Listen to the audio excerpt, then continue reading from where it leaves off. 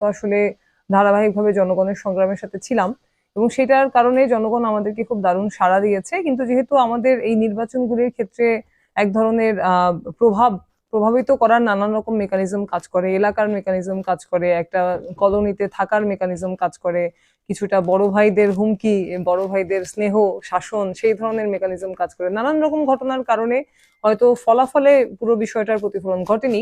কিন্তু জনগণের মধ্যে আমরা দারুণ সাড়া পেয়েছি, এবং আমাদেরকে যে 22,486 জন মানুষ ভোট দিয়েছেন, আমরা মনে করি যে এই ভোট, প্রত্যেকটি ভোট অত্যন্ত মূল্যবান, কারণ তারা স্রোতের বিপরীতে দাঁড়িয়ে এই প্রথাগত রাজনীতিকে রিজেক্ট করে তারা আমাদের পক্ষে দাঁড়িয়েছেন। তারা লুটপাট দুর্নীতির এই ব্যবস্থাকে রিজেক্ট করেছেন, তারা সাম্প্রদায়িক শক্তিকে রিজেক্ট করেছেন, এবং তারা নতুন একটা রাজনীতির পক্ষে দাঁড়িয়েছেন।